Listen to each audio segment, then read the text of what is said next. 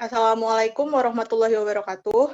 Pada kesempatan kali ini, kami dari kelompok 4 yang beranggotakan, yang pertama ada Anindya Dewi Maharani, yang kedua ada Anissa Nabila, yaitu saya sendiri, yang ketiga ada Hidayatullah, yang keempat ada Muhammad Lutfi, yang keenam ada Junda Sepia, dan yang terakhir ada Fahlepi Dwi Mahadit. Kami di sini akan mempresentasikan hasil diskusi kelompok kami tentang modul analisis dan perancangan sistem informasi yang telah kami buat.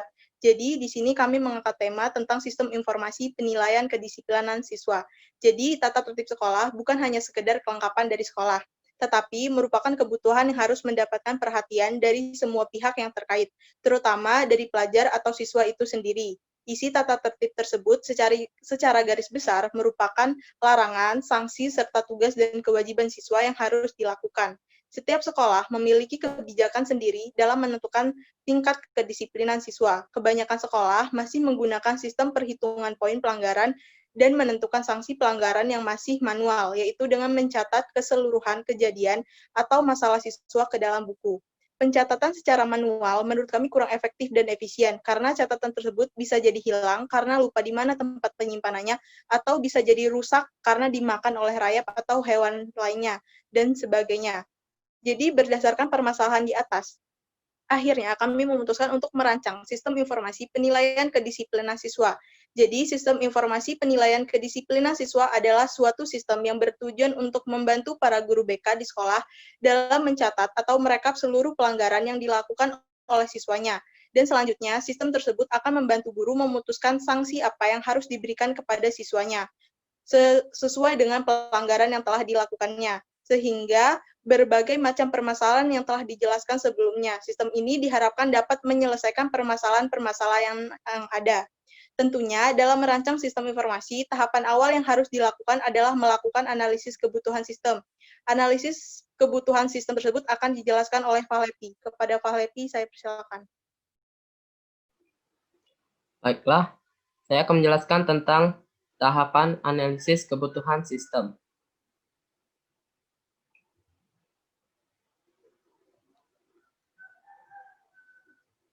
Ke bawah, Liv.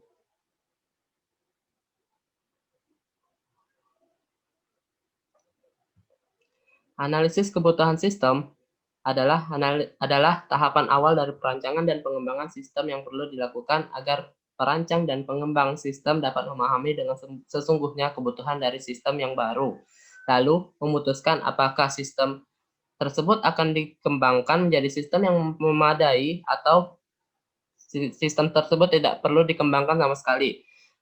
Dalam tahapan analisis kebutuhan sistem ini, kebutuhan dibagi menjadi dua macam, yakni kebutuhan fungsional dan kebutuhan non-fungsional.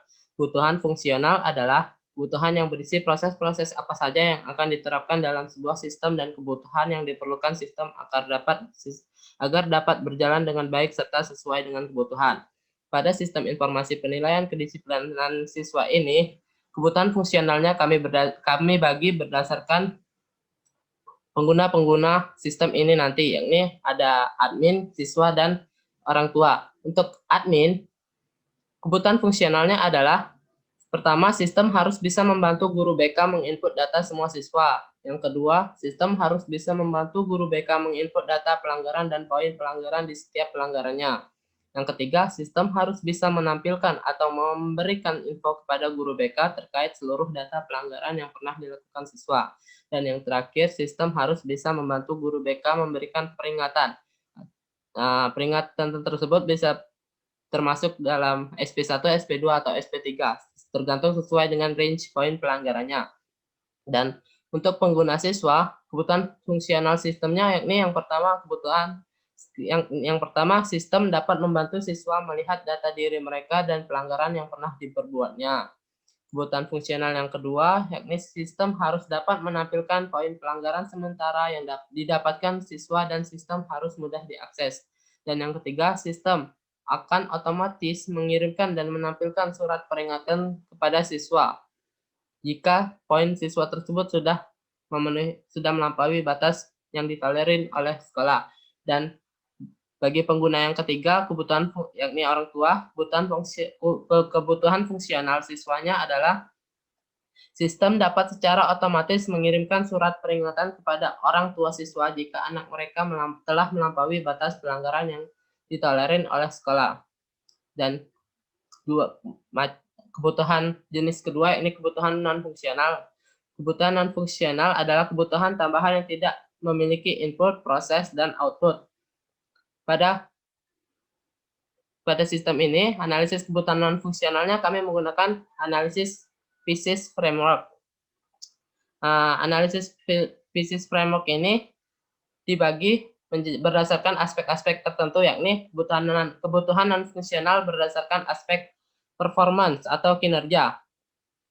Kinerja guru BK dalam hal mengelola dan mengatur pelanggaran kedisiplinan siswa saat ini belum cukup baik. Ditemukan beberapa kendala, seperti pencatatan transaksi, pelanggaran yang terjadi masih manual menggunakan buku, atau bahkan ada juga guru BK yang tidak mencatatnya karena malas dan ribet.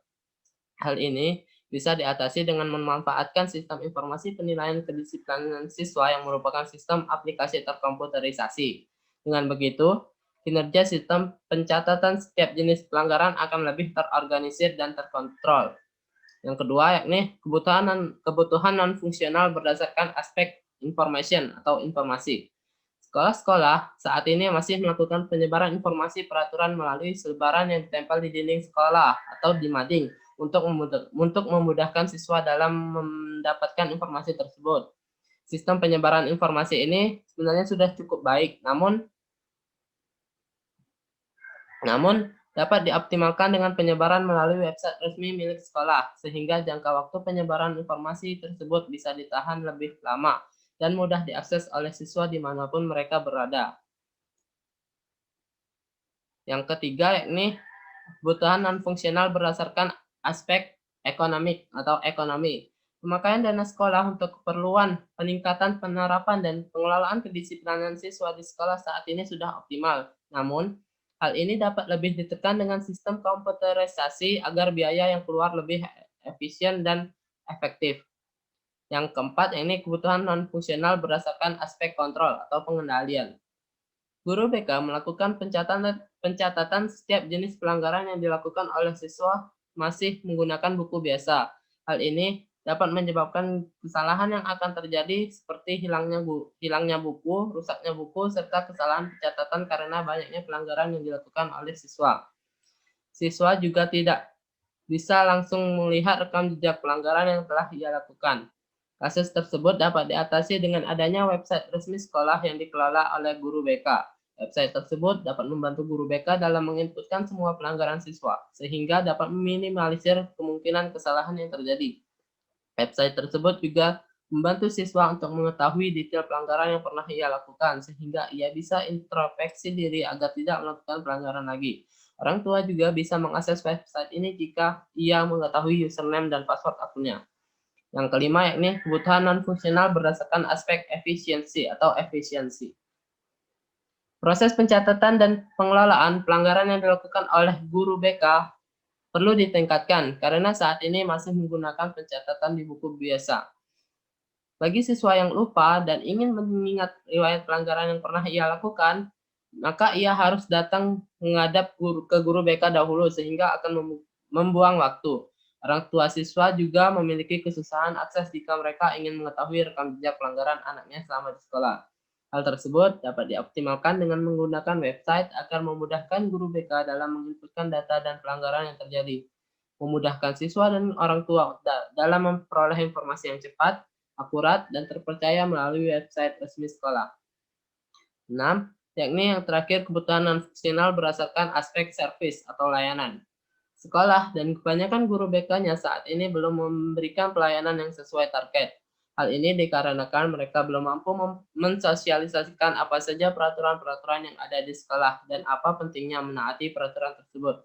Dengan adanya website resmi ini, diharapkan dapat membantu upaya peningkatan pengelolaan dan penerapan kedisiplinan siswa. Materi selanjutnya yakni diagram Fishbone Sistem Informasi Penilaian Kedisiplinan Siswa akan dijelaskan oleh Muhammad Lutfi. Pada Lutfi, saya silakan. Bismillahirrahmanirrahim. Baiklah, terima kasih pada saudara Lepik. Yang selanjutnya itu diagram Fishbone, sistem informasi penilaian kedisiplinan siswa. Yaitu tahap pertama, kita tentukan dulu akibat dari yang akan dianalisis. Jadi yang akibat dari dianalisis itu kita taruh di dalam kotak. Itu adapun akibat dari yang sistem yang kami buat ini yaitu kami ambil banyak siswa yang melanggar aturan sekolah. Terus tahap kedua kita tentukan sebab-sebab utama dari akibat yang tadi kita tentukan, yaitu ada beberapa. Itu yang utama. Pertama itu lingkungan, kedua siswa, ketiga metode, dan keempat guru. Kemudian langkah selanjutnya kita identifikasi faktor-faktor penyebab dari penyebab utama. Jadi ini lebih ke detail dari penyebab utama, yaitu misalnya lingkungan. Kedetailnya itu pergaulan bebas dan kurangnya perhatian dari keluarga. Kemudian sebab dari siswa itu lebih detailnya lupa atau bahkan tidak tahu tata tertib sekolah, atau juga siswanya itu terlalu banyak tekanan. Kemudian yang ketiga itu dari segi sebabnya metode, itu detailnya pengisian poin itu pelanggaran masih manual, serta kurang fleksibel dan terlalu rumit. Jadi sering kadang kalau secara manual itu tuh sering terjadi kesalahan. Itulah mengapa metode itu menjadi sebab dari sistem yang masih tradisional. Kemudian yang keempat yaitu sebab yang selanjutnya itu dari gurunya itu sendiri, yaitu kurangnya pengawasan terhadap siswa dan guru kurang mengayomi siswa.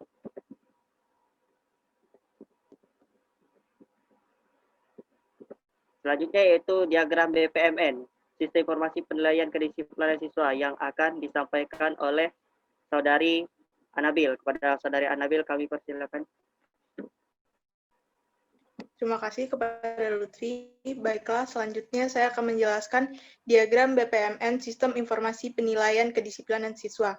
Sebelumnya, kita harus mengetahui dulu apa itu BPMN. Jadi, BPMN adalah Business Process Modeling Notation atau notasi grafis yang menggambarkan logika dari langkah-langkah dalam proses bisnis. Notasi ini telah didesain secara khusus untuk mengkoordinasikan urutan proses dan pesan yang mengalir antar pelaku dalam kegiatan yang berbeda. Jadi bisa kita lihat di layar BPMN yang telah kami buat. Pertama, di sini startnya dimulai dari guru BK. Jadi di sini ada 3 aktor, yaitu ada guru BK, siswa, dan orang tua siswa. Startnya dimulai oleh guru BK. Guru BK melakukan login. Jadi setelah melakukan login, ada 2 proses yang dapat dilakukan, yaitu mendaftarkan siswa. Setelah mendaftarkan siswa, guru BK menginput data siswa. Data siswa yang telah diinput akan masuk ke data storage. Kemudian setelah proses 1 selesai, maka guru BK bisa melakukan memilih data siswa. Memilih data siswa dapat dilakukan setelah penginputan data siswa selesai. Setelah memilih data siswa, guru BK memasukkan input jenis pelanggaran siswa. Input jenis pelanggaran siswa tersebut juga akan masuk ke data storage. Dapat dilihat di sini, guru BK dan siswa saat memasukkan input jenis pelanggaran siswa memiliki hubungan, yaitu guru BK yang mengirim masukan input pelanggaran siswa dan siswa yang menerima, yaitu siswa dapat melihat daftar pelanggaran siswa. Kemudian setelah memasukkan input jenis pelanggaran siswa, guru BK memasukkan poin pelanggaran. Poin pelanggaran tersebut juga akan masuk ke data storage dan siswa juga dapat melihat total poin pelanggaran siswa. Kemudian setelah guru BK memasukkan poin pelanggaran, guru BK dapat memverifikasi penginputan pelanggaran. Setelah memverifikasi penginputan pelanggaran, maka aktivitas selesai. Kemudian di dalam aktor siswa, siswa itu melakukan login. Setelah siswa melakukan login, siswa melihat data siswa, kemudian melihat daftar pelanggaran siswa, selanjutnya melihat total poin pelanggaran, dan kemudian menerima SP. Menerima SP di sini dilakukan sistem secara otomatis, dikirim oleh email, dikirim melalui email. Di sini yang menerima SP itu siswa dan orang tua. Jadi kriteria pengiriman SP yang dilakukan oleh sistem adalah sistem itu pertama mengecek total poin pelanggaran yang telah dilakukan oleh siswa. Setelah mengecek total poin pelanggaran, maka sistem akan mengklarifikasinya berdasarkan total yang telah dilanggarnya. Yang pertama, sistem akan mengirimkan SP1 jika total poin pelanggaran mencapai 20 sampai 49. maaf 40 maksudnya. Yang kedua, mengirim SP2 jika poin pelanggaran 41 sampai 80, mengirim SP3 jika poin pelanggaran 81 sampai 100. Setelah sistem mengetahui berapa total poin pelanggaran, maka sistem akan mengirimkan email secara otomatis berdasarkan total poin pelanggaran yang telah dilanggarkan siswa kepada siswa dan orang tua. Maka setelah itu proses selesai. Kemudian next materi selanjutnya tentang flowchart sistem informasi penilaian kedisiplinan siswa yang akan dijelaskan oleh Hidayatullah. Kepada Dayat, saya persilakan.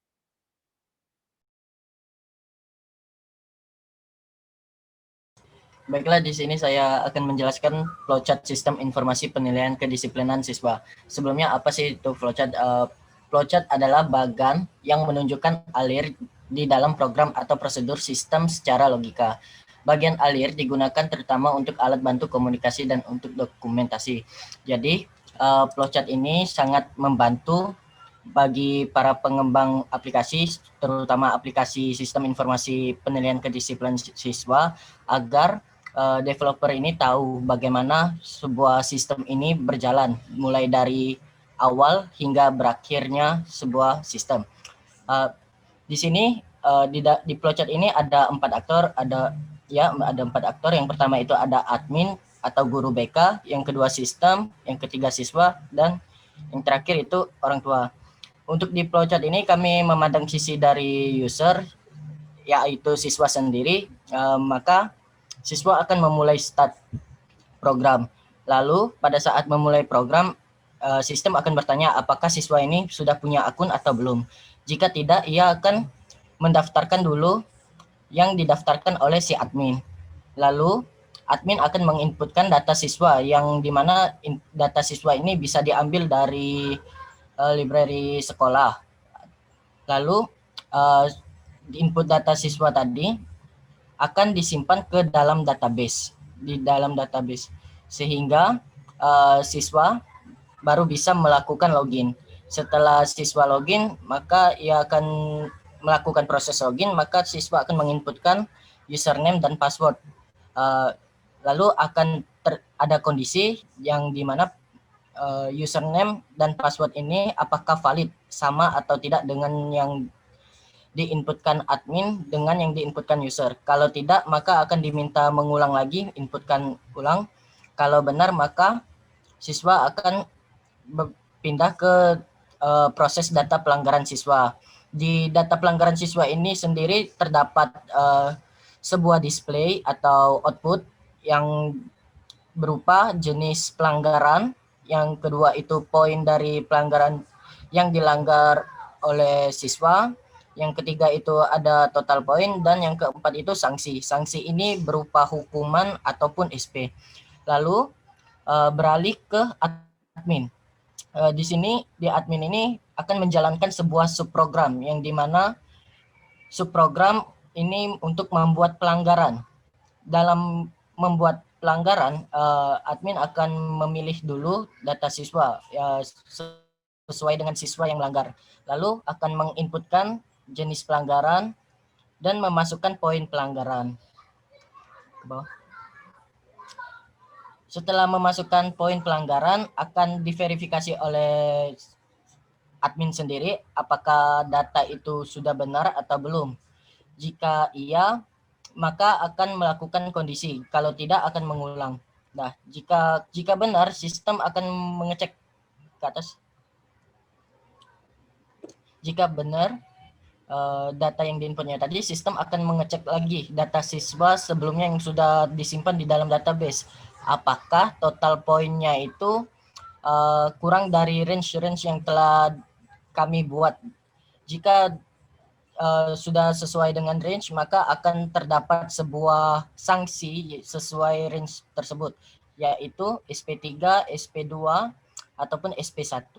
Lalu semua data itu sesuai dengan range-nya tadi akan dimasukkan ke dalam database dan akan ditampilkan ke halaman siswa. Nanti juga dari data yang diinputkan admin tadi akan ditampilkan juga ke orang tua, baik itu melalui email ataupun SMS, yang outputnya juga sama seperti yang di-outputkan di halaman siswa. Lalu program pun berakhir. Selanjutnya itu akan dijelaskan oleh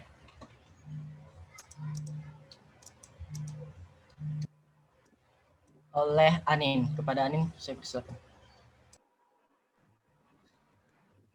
Baiklah, materi selanjutnya itu ada DFD. DFD sendiri atau data flow diagram terdiri dari beberapa level. Yang pertama ada DFD level 0 atau bisa disebut juga diagram konteks.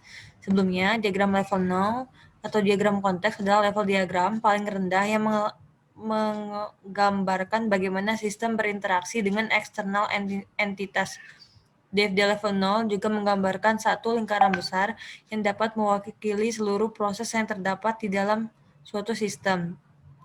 Serta di dalam DFD level 0 tidak ada proses penyimpanan dalam storage. Kita langsung ke contohnya. Ini adalah DFD, Sistem Informasi Pelanggaran Siswa. Yang pertama, yang lingkaran besar ini itu adalah perwakilan dari semua proses yang terjadi dalam sistem. Kemudian yang kotak-kotak ini adalah aktor-aktor yang berperan melakukan proses dalam sistem. Nah, yang pertama kita bahas dari guru BK. Bisa di zoom Lutfi, bagian guru BK.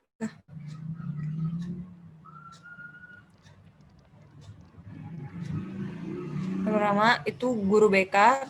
Sebagai aktor pertama, guru BK memiliki beberapa proses yang alurnya dari guru BK kemudian ke sistem, yaitu ada data peraturan, data sanksi, input data siswa atau pendaftaran, dan input data pelanggaran. Nah, karena guru BK itu menginputkan sesuatu, maka sistem itu akan mengoutputkan sesuatu kembali kepada guru BK, yaitu berupa informasi data pelanggaran dan informasi data siswa.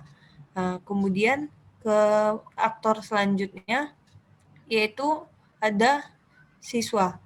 Nah, sedangkan dari pihak siswa sendiri, siswa mendapatkan hasil output dari sistem, yaitu dapat melihat informasi pelanggaran siswa dan informasi poin siswa.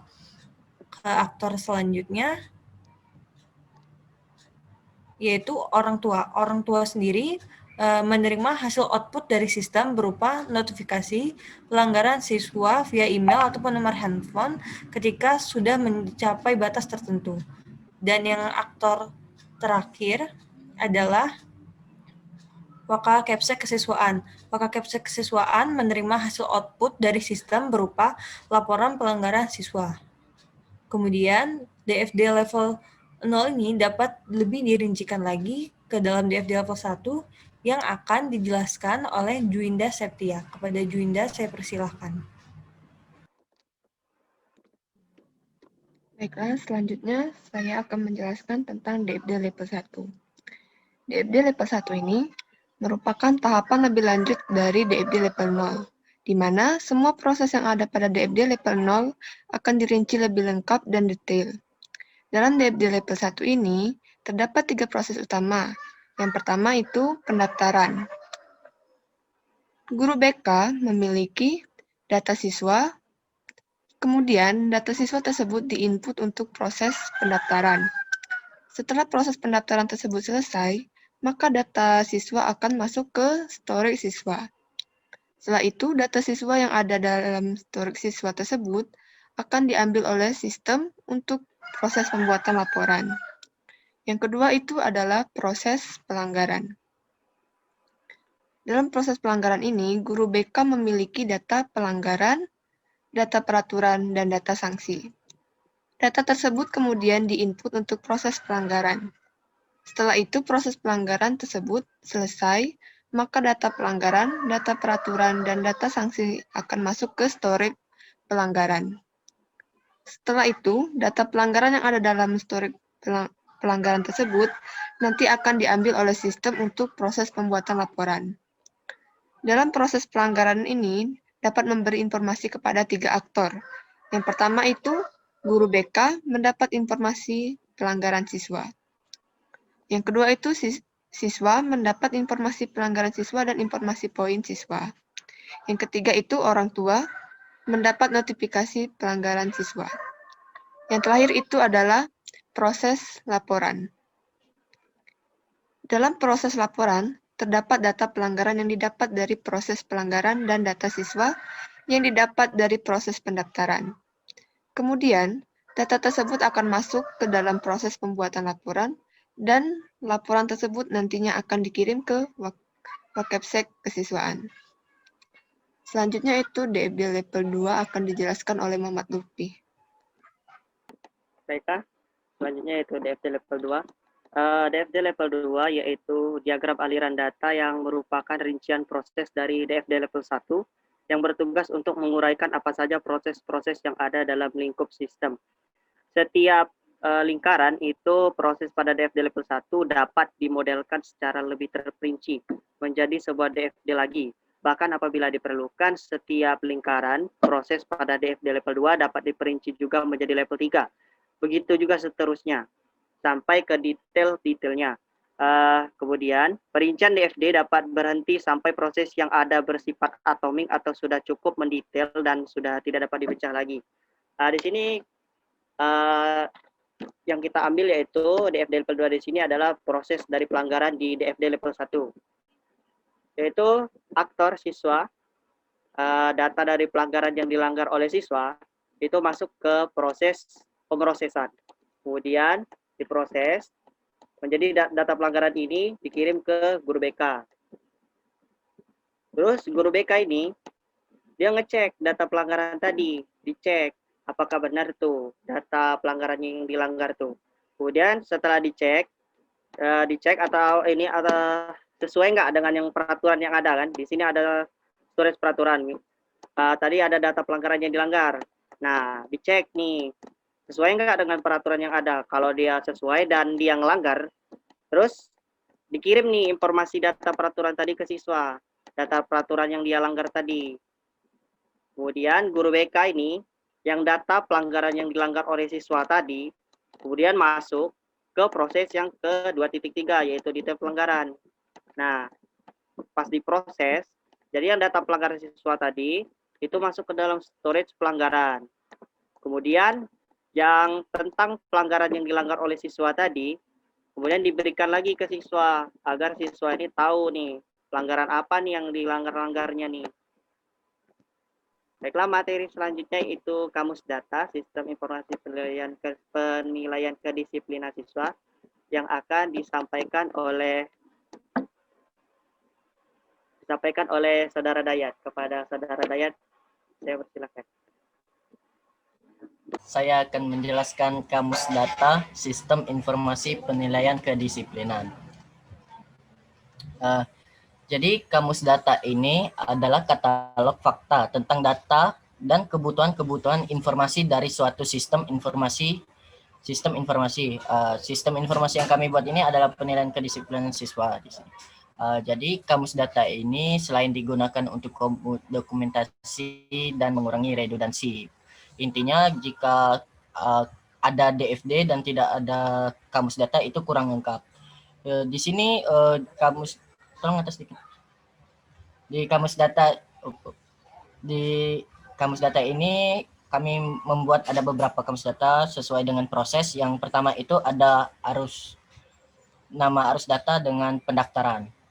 Jadi nama arus data ini dibuat berdasarkan arus data yang mengalir di DFD. Maka nama dari arus data juga harus dicatat di kamus data. Terus aliasnya ini kami berikan kosong karena tidak ada nama lain selain dari pendaftaran, dan alias ini juga ibaratnya itu nama lain dari nama arus data. Lalu bentuknya ini berupa formulir karena data pendaftaran siswa itu akan berbentuk formulir yang akan dikirimkan ke admin atau guru BK. Terus untuk arus datanya sendiri ini ada di proses 1.0 di guru BK maupun proses 1.0 di siswa. Penjelasannya sendiri di sini proses pendaftaran ini untuk pendataan dan pembuatan akun siswa dari proses pendaftaran oleh guru BK. Periodenya ini setiap kali ada siswa baru karena bisa saja dalam satu semester itu ada berapa kali siswa yang masuk, dan tentu itu harus didaftarkan oleh guru admin agar datanya tetap tercatat di sistem informasi ini. Volumenya itu rata-rata ada 80 siswa dan volume puncaknya itu ada 150 siswa. Untuk struktur datanya ini menunjukkan arus data yang dicatat di DFD, terdiri dari item data apa saja. Ya, di sini dari proses pendaftaran terdiri dari item data NISN, nama siswa, jenis kelamin siswa, HP siswa, nomor HP siswa, email siswa, nama orang tua dari siswa, HP orang tua siswa, email orang tua siswa, alamat siswa, dan poin siswa. Itu baru satu entitas. Yang kedua itu ada juga dari NIP, nama guru, jenis kelamin guru, HP guru, alamat guru. Itu merupakan satu entitas dari namanya entitas guru yang ada di ERD yang akan dijelaskan nanti selanjutnya.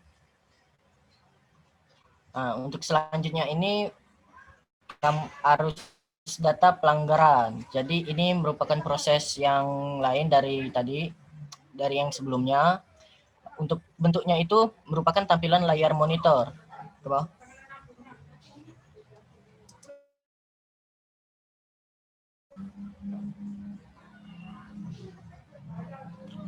Bentuknya itu tampilan layar monitor.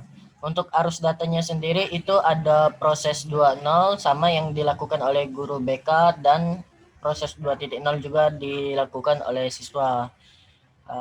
Penjelasannya sendiri di situ ada informasi pelanggaran siswa dari proses pelanggaran yang berasal dari proses input data pelanggaran oleh guru BK.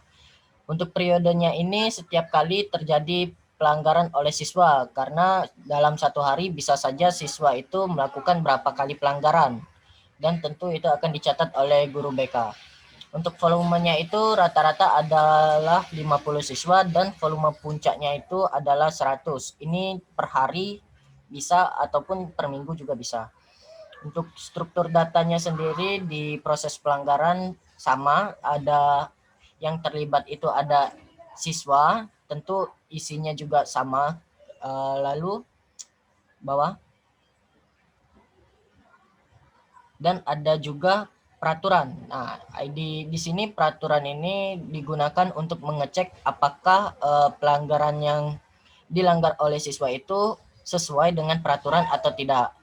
Yang dimana untuk entitas peraturan di sini ada ID peraturan, deskripsi peraturan, NIP. NIP ini diambil dari primary key dari guru, yang dimana guru itu fungsinya untuk menginput peraturan apa saja. Lalu ada foreign key juga dari ID sanksi, dari tabel sanksi. Untuk entitas sanksi ini juga atau tabel sanksi ini ada ID sanksi, deskripsi sanksi, dan poin. Lalu juga ada entitas pelanggaran. Di sini ada foreign key dari siswa itu sendiri berupa NISN, terus ada tanggal pelanggaran. Yang ketiga itu ada kamus data dengan nama arus datanya laporan. Sama seperti sebelumnya, aliasnya itu kosong. Untuk bentuknya itu laporan tercetak, dan ini arus datanya merupakan proses 3 yang terlibat itu adalah guru BK dan wakil kepala sekolah kesiswaan. Untuk penjelasannya sendiri di sini laporan data pelanggaran siswa dari proses pembuatan laporan yang dibuat oleh guru BK untuk dilihat wakil kepala sekolah kesiswaan.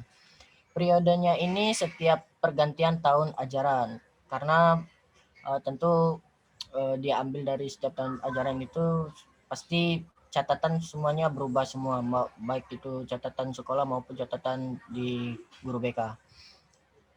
Lalu untuk volumenya sendiri itu rata-rata adalah 800 dan volume puncaknya itu adalah 1000 siswa. Untuk struktur datanya sendiri di proses laporan itu terdiri dari tabel siswa ke bawah dengan atribut tersebut. Lalu ada tabel pelanggaran yang nantinya semua itu akan dikirimkan ke tabel wakil kepala sekolah. Oke, selanjutnya akan dijelaskan oleh Anindya. Selanjutnya kita ke materi IRD. Sebelumnya IRD adalah model data yang menggunakan beberapa notasi untuk menggambarkan data dalam konteks entitas dan hubungan yang dideskripsikan oleh data tersebut. Nah, di dalam IRD itu ada beberapa komponen. Yang pertama entity set, itu sekelompok orang, tempat atau objek atau kejadian tentang apa yang kita perhatikan untuk menangkap dan menyimpan data. Yang kedua ada link, yaitu garis penghubungan antara himpunan dan entitas. Yang ketiga ada relationship set, yang menjelaskan hubungan antar entitas. Dan terakhir ada kardinalitas, mendefinisikan jumlah minimum dan maksimum kemunculan sebuah entitas yang mungkin digabungkan dengan kemunculan tunggal dari entitas lain. Nah, selanjutnya kita ke contoh ini. Jadi di dalam entitas kami ini, yang kotak-kotak ini namanya entitas. Semua yang menjadi entitas di IRD akan menjadi tabel pada database. Jadi total kami memiliki 1, 2, 3, 4, 5, dan 6. Ada 6 tabel. Kita ke entitas pertama, yaitu entitas siswa.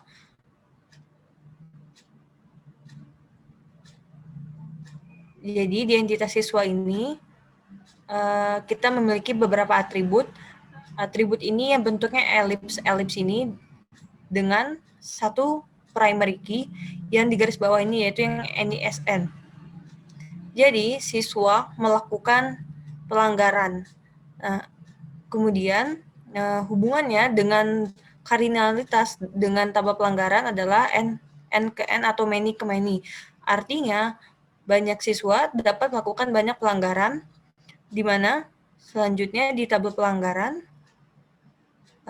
di zoom bagian pelanggaran, di mana selanjutnya di bagian pelanggaran akan membutuhkan foreign key dari tabel siswa, yaitu NISN. Sedangkan kalau dari sisi guru,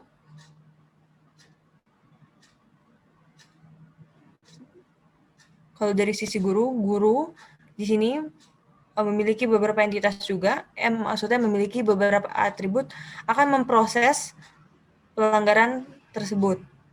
Di mana hubungan guru BK dengan pelanggaran adalah 1 ke N. Maksudnya satu guru dapat memproses banyak pelanggaran. Selanjutnya, pelanggaran itu sendiri memiliki detail pelanggaran di mana hubungannya adalah 1 ke many. Maksudnya, satu pelanggaran bisa saja memiliki banyak detail pelanggaran. Detail pelanggaran itu sendiri memiliki peraturan dengan kardinalitas 1 ke 1, maksudnya adalah satu detail pelanggaran memuat satu peraturan, dan satu peraturan juga memuat satu sanksi, sehingga hubungannya atau kardinalitasnya adalah 1 ke 1. Dan juga guru BK dapat mengisi peraturan dengan kardinalitas 1 ke N. Maksudnya, satu guru BK dapat mengisi banyak peraturan. Dan tiap-tiap entitas itu sendiri memiliki primary key yang dalam hal ini kami garis bawahi, sedangkan untuk foreign key kami letakkan dengan tulisan miring. Baiklah, materi selanjutnya akan dijelaskan oleh Juwinda Septia.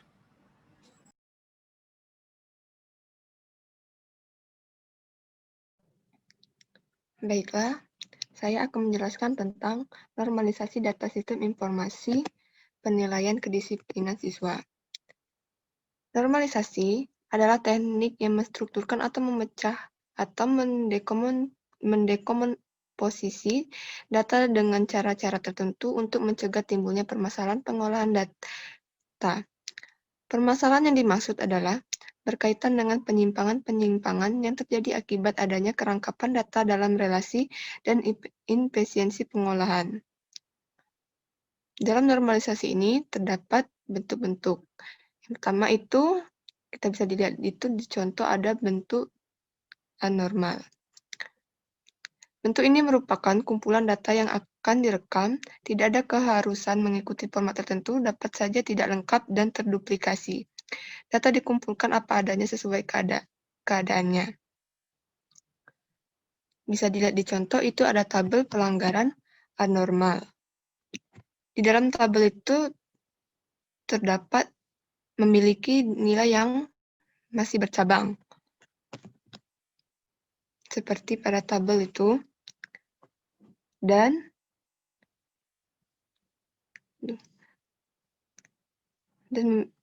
maka dari tabel itu kita membuat data normal yang pertama agar tidak bercabang alias hanya memiliki satu nilai. Data yang tidak normal akan dinormalkan dengan pertama menggunakan bentuk normal pertama dengan syaratnya satu file hanya memiliki satu nilai yang tidak dapat dipecah lagi dan tidak ada pengulangan baris pada tabel. Seperti pada contoh itu, nama siswa sudah dipecah dan jenis kelamin dan alamat siswa. Selanjutnya itu bentuk yang terakhir yaitu bentuk normal yang kedua.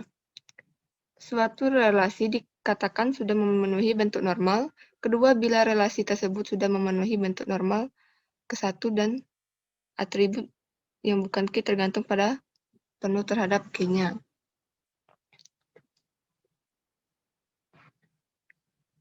Maka dari itu, tabel normalisasinya dipecah menjadi beberapa tabel yang terpisah yang memiliki nomor primary sendiri untuk menghindari terjadinya banyak pengulangan seperti pada contoh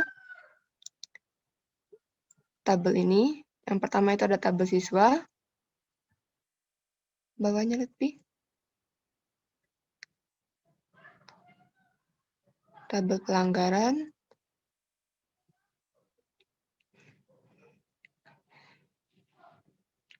Selanjutnya itu ada yang ketiga itu tabel sanksi. Dan yang keempat itu tabel peraturan. Kelima itu tabel detail pelanggaran.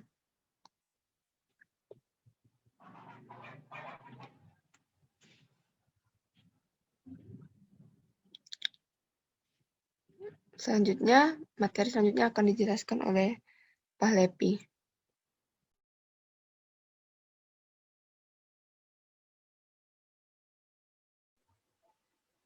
Baiklah, materi selanjutnya yakni adalah SQL untuk membuat database sistem informasi penilaian kedisiplinan siswa.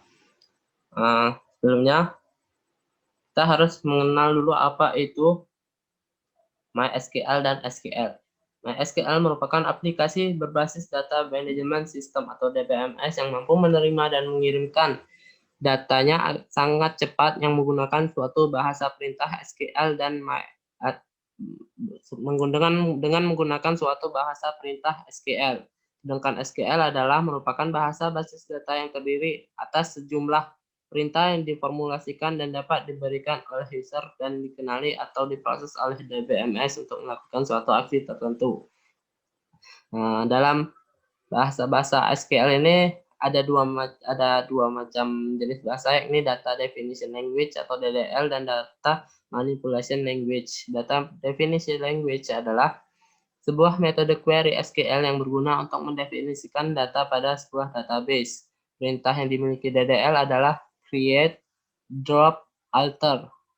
Create itu digunakan untuk membuat database pada tabel, drop untuk menghapus database dan tabel, alter untuk melakukan perubahan struktur tabel yang telah dibuat. Sedangkan data manipulation language itu adalah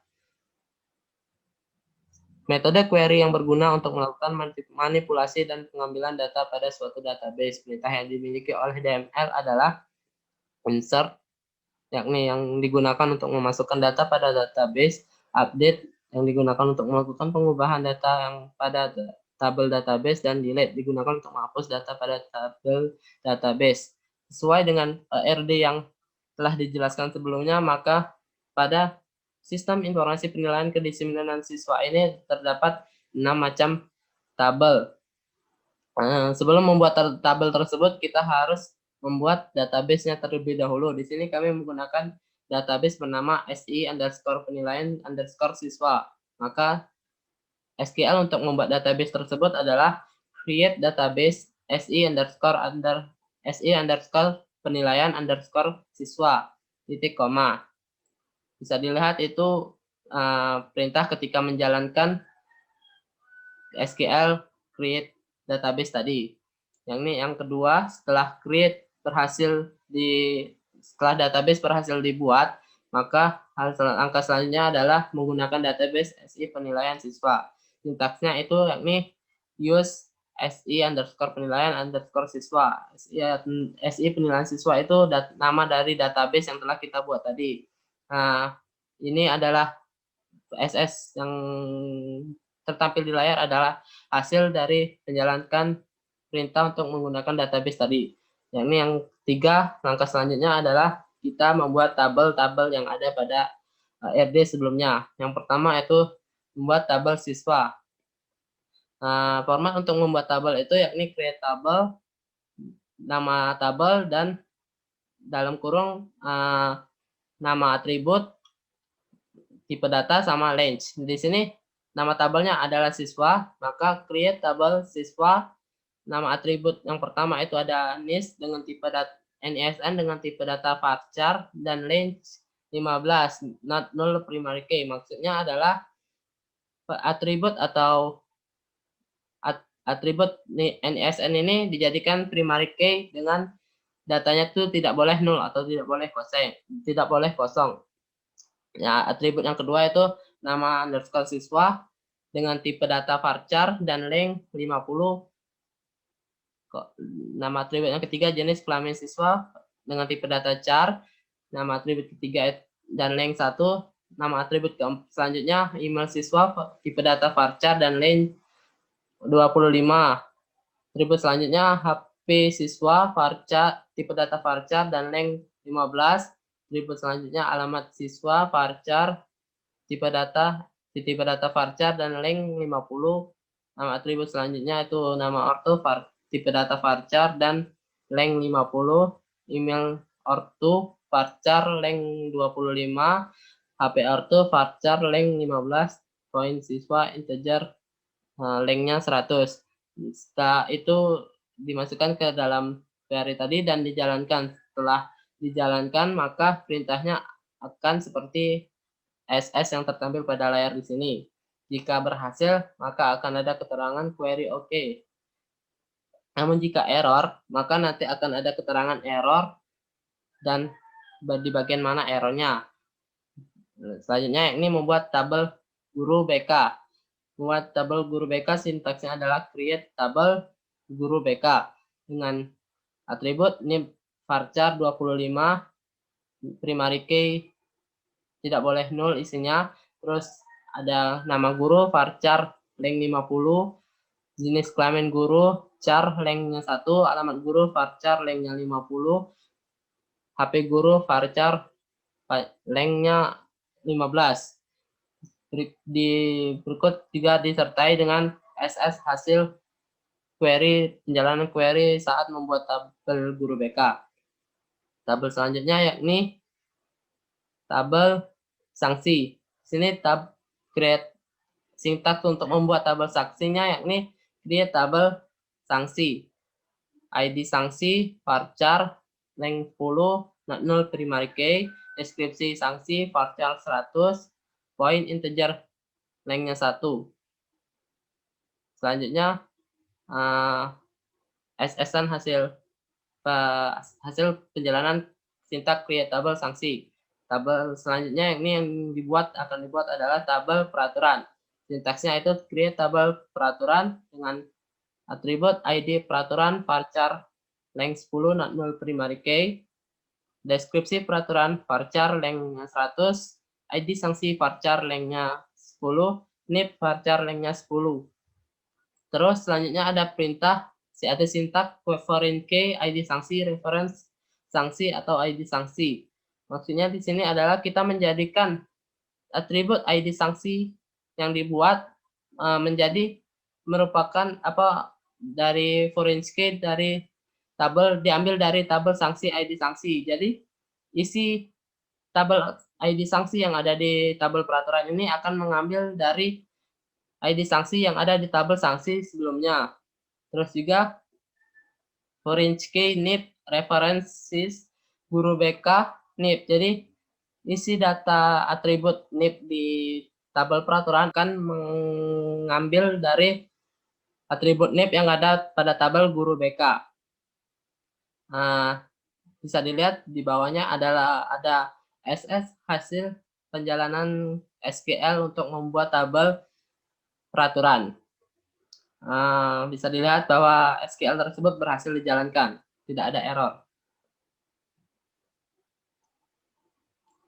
Yang tabel selanjutnya adalah tabel pelanggaran. Sintaksnya itu adalah create tabel pelanggaran dengan atribut yang pertama ID pelanggaran, tipe data varchar, dan length 10, not null primary key. Artinya primary key tidak kosong. Atribut selanjutnya ini tanggal pelanggaran dengan tipe data date, dan atribut terakhir ini NISN atau NIS dengan tipe data varchar dan lengthnya 15. Di situ ada sintaks ini foreign key, NSN, references, siswa, NSN. Maksudnya adalah atribut NSN yang ada pada tabel pelanggaran akan mengambil dari atribut NSN yang ada pada tabel siswa, alias NSN pada tabel pelanggaran di sini merupakan foreign key dari atribut NSN yang ada pada tabel siswa. Bisa dilihat bawahnya adalah SS hasil menjalankan sintaks SQL untuk membuat tabel pelanggaran, dan jalanannya berhasil, tidak ada error. Dan tabel yang terakhir ini tabel detail pelanggaran. Sintaksnya create tabel detail pelanggaran dengan atribut ID detail, tipe data varchar, dan panjangnya 10, not null primary key. Atribut selanjutnya ini ID pelanggaran varchar 10. Atribut selanjutnya ini barang sitaan, tipe data varchar, panjangnya 25. Atribut selanjutnya ini nama sanksi, tipe datanya varchar, panjangnya 25. Dan atribut yang terakhir yang ini ID peraturan varchar, tipe panjangnya 10. Foreign key, ID pelanggaran, references, pelanggaran, ID pelanggaran. Maksudnya ID pelanggaran di sini merupakan foreign key dari ID pelanggaran yang ada pada tabel pelanggaran, dan yang di bawahnya ini foreign key, ID peraturan, references, peraturan, ID peraturan. Maksudnya ID peraturan yang ada pada tabel detail pelanggaran merupakan foreign key dari atribut ID peraturan pada tabel peraturan. Di bawahnya bisa dilihat SQL untuk menjalankan create tabel detail pelanggaran, dan SQL-nya berhasil, tidak ada error. Tabel detail pelanggaran dan tabel lainnya berhasil dibuat. Untuk melihat bahwasanya seluruh tabel selesai dibuat, maka kita bisa melihatnya pada struktur tabel tersebut.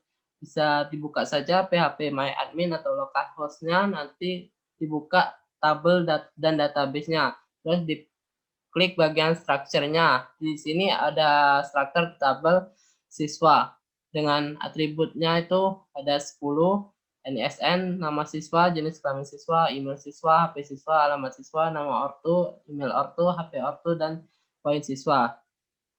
Atributnya bisa tipe datanya bisa dilihat sendiri. NSN tipe datanya varchar, nama siswa tipe datanya varchar, jenis kelamin siswa nama tipe datanya char, email siswa tipe datanya varchar, HP siswa tipe datanya varchar, Nama siswa tipe datanya varchar, nama ortu tipe datanya varchar, email ortu tipe datanya varchar, HP ortu varchar, dan poin siswa integer. Selanjutnya, lihat struktur tabel guru BK. Di sini ada 5 atribut, yakni name dengan tipe data varchar, nama guru dengan tipe data varchar, jenis kelamin dengan tipe data char, alamat guru dengan tipe data varchar, HP guru dengan tipe data varchar. Selanjutnya, structure tabel sanksi. Di sini di tabel sanksi ada 3 atribut, ini ID sanksi, tipe datanya varchar, terus atribut deskripsi sanksi, tipe datanya varchar, dan poin, tipe datanya integer. Selanjutnya, struktur tabel peraturan. Struktur tabel peraturan yakni ada 4 atribut, yakni yang atribut pertama ID peraturan, tipe datanya varchar, deskripsi peraturan, tipe datanya varchar, ID sanksi, tipe datanya varchar, dan NIP, tipe datanya varchar. Selanjutnya, struktur tabel pelanggaran, yakni ada atribut ID pelanggaran, tipe datanya varchar, tanggal pelanggaran, tipe datanya DIT, dan atribut NSN dengan tipe data varchar. Selanjutnya, struktur tabel detail pelanggaran. Ada atribut 5 atribut, yakni yang pertama ID detail dengan tipe data varchar, ID pelanggaran dengan tipe data varchar, barang sitaan dengan tipe data varchar, nama sanksi dengan tipe data varchar, dan ID peraturan dengan tipe data varchar. Nah, setelah semua struktur tabel dipastikan benar, tabel tersebut sudah bisa diinputkan datanya. Di sini kami mencoba menginputkan data berdasarkan dengan tabel normalisasi yang telah kami buat. Bisa dipastikan di sini pada tabel peraturan. Di sini ada 4 data yang kami inputkan, yakni ID peraturan 1, deskripsinya masuk sekolah tepat waktu, ID sanksinya 01, NIP-nya 0. ID peraturan 002, memakai deskripsi peraturannya memakai kaos kaki panjang, ID sanksinya 02, NIP-nya 0. ID peraturannya 003, memakai top, deskripsi peraturannya memakai topi dan dasi saat upacara, ID sanksinya 03 dan NIP-nya 0. Dan data yang terakhir ini ID peraturannya 004, deskripsi peraturan tidak merokok di lingkungan sekolah, ID sanksinya 04, NIP-nya 0. Tabel selanjutnya, tabel pelanggaran. Di sini ada 4 data juga, yakni yang pertama ID pelanggarannya 004, tanggal pelanggarannya tanggal 9 bulan 11 2018, dengan siswa yang melanggar itu memiliki NIS NSN 788643. Yang kedua yakni ID pelanggarannya 003, tanggal pelanggarannya tanggal 29 bulan 9 2018, dengan siswa yang melanggar memiliki NIS NSN 5531564. Yang data kedua ini data ID pelanggaran 002, tanggalnya yakni tanggal 8 bulan 7 2018, dan NSN-nya 788643. Data yang terakhir ini ID pelanggarannya 001, tanggal pelanggarannya ini ke tanggal 12 bulan 6 2018, NSN-nya 5531564. Data selanjutnya tabel detail pelanggaran. Di sini ID detailnya DT1, ID pelanggarannya 001, barang sitaannya 0 karena pelanggaran yang dilakukan itu tidak berkait dengan penyitaan barang, sehingga isinya itu isi atribut barang sitaan 0. Terus sama sanksinya itu 1 jam, ID peraturannya 001. Yang kedua yakni DT2. ID pelanggaran yang ini ID detail kedua itu DT2, ID pelanggarannya 003, barang sitaannya kaos kaki pendek. Nah, di sini kaos kaki pendek karena pelanggaran yang dilakukan memiliki sanksi berupa penyitaan barang, sehingga ada tabel barang sitaan diisi dengan barang yang disita. Lama sanksi sitanya tuh 2 hari, di peraturan 002. Data yang ketiga ini DT3. Di pelanggarannya 002, barang sitaannya 0, lama sanksinya 1 jam, di peraturannya 003. Di detail yang keempat ini DT4, di pelanggaran 004, barang sitaannya 0, lama sanksinya 2 hari, di peraturannya 004.